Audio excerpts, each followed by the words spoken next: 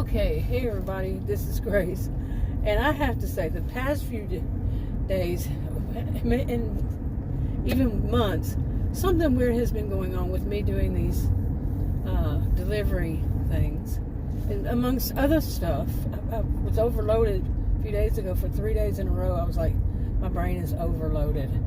I was overwhelmed because it wasn't just this thing, but I just got. I reported to one of these food delivery services that I'm doing for health insurance purposes only, and that's the short version of it. And I reported to one of them because they sent me something that it doesn't really explain why they sent it to me, but from what I got from it, because I had this only happen one time before on a different service, and I could have been wrong on that. They're not telling me. They give not answer answers, that kind of thing. And it made me realize that could have been what was wrong with the other one, but they're not answering it that way. They don't. I think that there's a huge communication problem, even in their emails, between all three, them and me. Maybe they just don't understand my accent, so I ask questions and I get what I usually get back is non-answer answers, double talk, just they will start reading from a script, start talking over me, and then hang up. Things like that. I'm never getting a solid answer. Well, why are you saying this? What is it? That kind of thing. But what I basically realized was that the second time I got one from a different service, it was the first time I received it on that one. I only had two. In other words, one on one and one on the other. And it hinted at a contract violation. They sent me something saying how I can avoid not completing an offer that I accepted, which made it an order. How I can avoid not doing that. Well, I never not did that. I never didn't do that. Whatever, however you're going to put it. And as I explained to them over the phone, I have completed every order I have accepted. But what I wasn't thinking about, because why would I? It's like I have accepted some and then suddenly they're gone. On both of those services, and just suddenly the order is gone. So I'm like, whatever. They took it back for whatever reason they did. Maybe the customer canceled it, something, and they just didn't need me to do it. And I'd go and look and try and turn it off, turn it on, everything. Nope, not there. And then they give me another one. Okay, and I realized that could have been that for both of those, and all this trouble I've had with both of those. That first one, oh, seriously. And they never would exactly say that I picked up at the order and just didn't deliver. They wouldn't say that part. Okay, they wouldn't tell me which offer it was, where it was, who the customer, what the customer said. They don't have to tell me any of that. Well, if you're falsely accusing me, how am I going to defend myself? The first one even asked me, do you have video? This one is telling me, and as I spoke to a woman, one of them, who didn't have a problem with me, with my accent, I said, how am I going to take a picture, a photo of a glitch? I get the offer, I accept it, and then within a few seconds, it's gone. How am I going to know that it's going to happen? And how would I get a picture? She said, you can't. Exactly, I can't. And there was one other part of it, my voice is going out, and she said, you can't in that either. I said, so exactly, so how am I going to have a photo? How am I going to have a video of it happening why would it happen? And she had asked me what date it was. I said, how would I know? I said, I'm not keeping a log of those. Because she said, has it happened in the past? I said, yeah. She goes, when? I said, I don't keep a log of them. And she goes, oh yeah. And she was more reasonable. Many of the people I talked to, I would say all of them, other than her and maybe one or two others, has been very irrational, thinking that I'm somehow going to have a photo, and then they send me something like that. Well, anyway, the reason that this is on my mind is because guess what? They sent me the contracts all over again, one of them. the contracts, and it says on the front it takes will only take a few minutes. Well, one of the contracts out of the 3, it was actually 4, and one of those came up as the same as another one. So it had 3 that it wound up downloading, and one of them is just 1 page. The next one is just a few minutes, a whopping 22 pages. Really fine line, little bitty stuff, 22 pages, and the next one is 4 pages. And you want to talk double talk? Now, my degrees are in psychology and sociology, and for one of them, I had to read the toughest English you can imagine, beyond that of a lawyer or lawyers. Okay, for my, I'm just going to leave it there. I had to read that, and it's postmodern speak. What Bell Hooks, rest in peace, called the language of the educated elite. I spent over 20 years, okay, as taking classes at undergraduate and graduate school, and it's not just in one field. I think it was 5. Okay, 5. Right. So, yeah.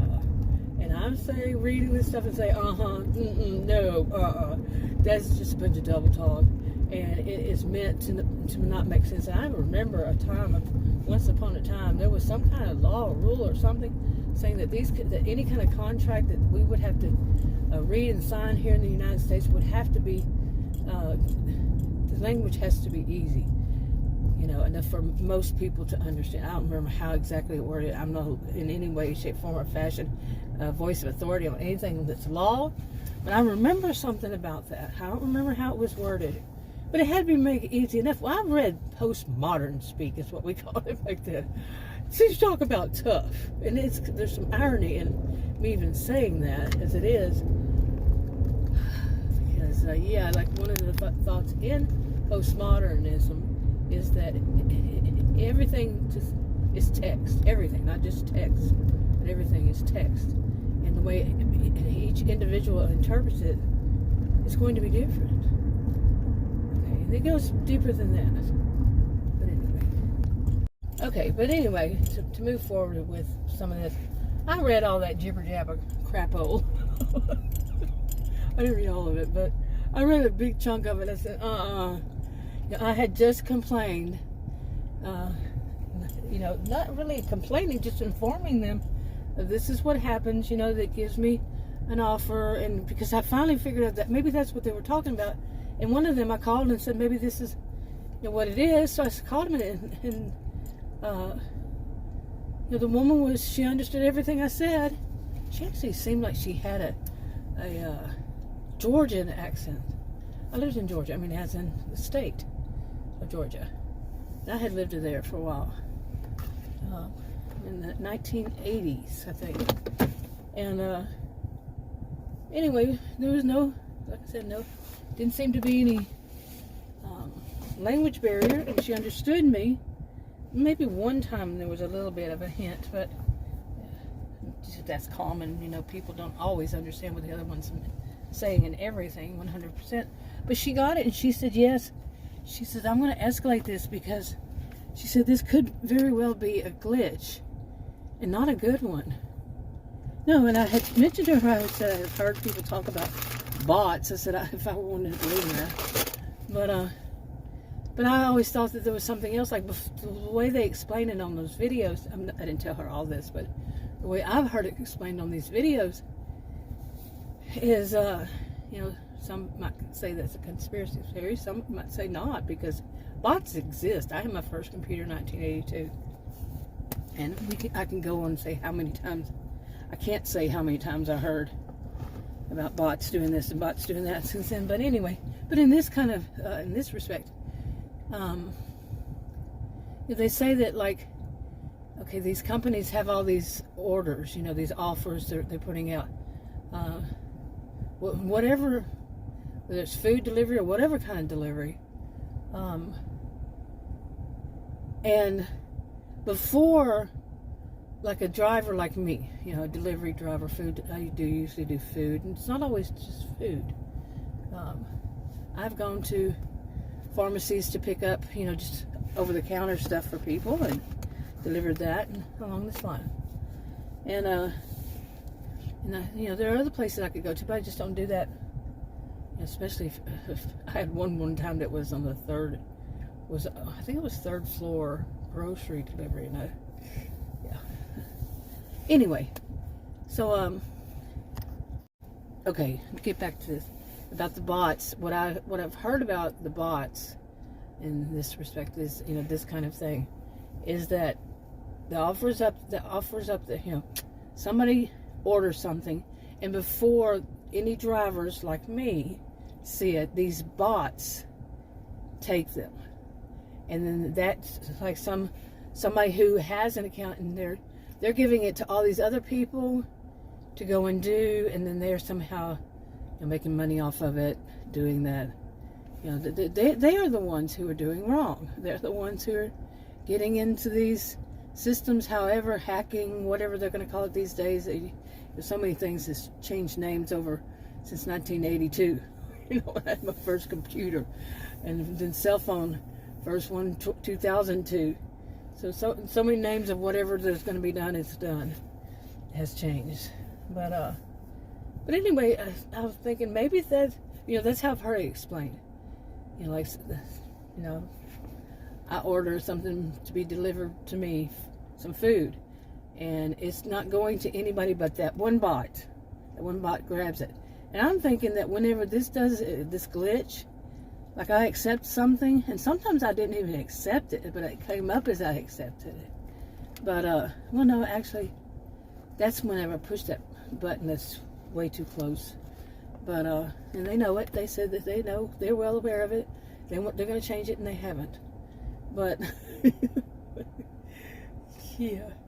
But, anyway, what happens is, like I said before, many times, it's there, then within a few seconds it's gone. I just think, well, they took it back for some reason. Maybe that's a bot doing it. And that's what I told that woman. And she's listening, and she's going, yeah. And then finally she says, you know what? She said, it's a good chance, or however she worded it, one of those, something like that it's a glitch. Now imagine how many people they're sending out these emails to, or notifications. Some call them emails, some call them notifications, whatever they send out to, a person. Sometimes it's some kind of violation. I'm going to call them all contract violations. Like the person's in trouble because they did something wrong when they didn't do anything wrong, and they're not specifying if it's that they had picked up, that it's complaint because they picked up the order, or because they didn't pick up the order, and the customer said they never got the order, so the customer had to reschedule the order. Well, that jibber jabber that I read the parts of it seems like it says if that happens and we don't deliver the order, then we might be responsible for whatever, some kind of what word did it use? Not restitution. What's that word I'm looking for? Somebody tell me. Can't remember. But basically, we're responsible financially somehow, some way. And they can actually take some money back from us. Yeah, we're dealing with bots. And it's going to be our fault. And I had noticed any time they will not accept blame for anything. Anything. Sometimes there's no blame game. It's just like, hey, this is what happened. I went to go log off, and instead it's accepted that order because it popped up on top of it. The button to log off. Okay, there's really no blame there. It's just simple fact they got the buttons in the same place. And that shouldn't be happening. And then within a split second it can come up, and it's happened to me twice. Yeah. I'm logging up. Boop. You're touching it. My finger's right there to touch it, and boop. One pops on top of an offer. It takes it 4 miles for $15. Do you think I would take that? I mean, not 4 miles, $4. Let's get this straight. $4 for 15 miles. No, I would not. I had one a while ago, and I had just turned it on for a totally different one. a totally different food delivery service. And it was right there, and I'm like, what the crap? I just now turned it on, and it was already sitting there. And where it was going was too far. It was too little. It only had one. It had the thing, but it said it was $7 for 45 minutes. And it was on a toll road or something like that, off of a toll road, and way on the other side. You know, it didn't say the mileage, but 45 minutes for $7. And it was a place I never heard of before. And I'm thinking it was some kind of, it didn't even show where I would be picking it up. Well, it did. But it didn't say what place I'd be. Yeah, it did. It just didn't say what type of place it was. And it seemed like it was going to be some kind of maybe an auto part or something. I have no idea how heavy that would be. And that's something else that was in those contracts for the other one, was that we have to agree to be able to lift 50 pounds. Okay. And I don't never remember seeing that before. And one time they sent me something that was 50 pounds. And I'm telling you, yeah, that was when I had that stomach problem going on. Whatever it was, you know, the whole reason I started doing this in the first place. I'm about ready to cancel all of it and say, oh, well, I'll die if I have to go to the hospital, you know. Just remember what they kept telling me. I went ER 3 times, and they gave me each time, you know, not each time, but at least once.